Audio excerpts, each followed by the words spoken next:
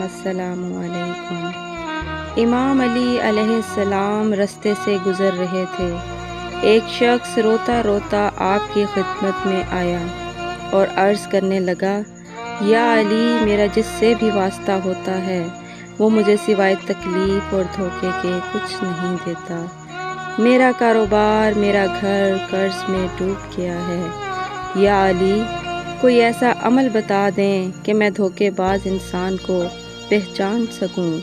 بس یہ کہنا تھا تو امام علی علیہ السلام نے فرمایا، اے شخص، اگر دھوکے باز انسان کو پہچاننا چاہتے ہو تو جس سے بھی کاروبار کرو یا بات کرو یا ملاقات کرو تو 3 مرتبہ یا علیم یا علیم یا رحیم یا رحمان پڑھ کے ان کی آنکھوں میں دیکھو۔ اگر وہ آنکھیں چرانے لگے یا گھبرانے لگے تو سمجھ جانا کہ یہ انسان تمہارے لیے بہتر نہیں، لیکن اگر مطمئن رہے اور مسکرانے لگے تو پھر تم اس پر بھروسہ کر سکتے ہو۔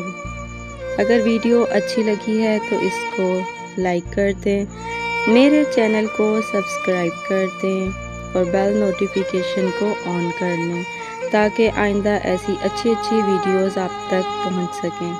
اللہ حافظ۔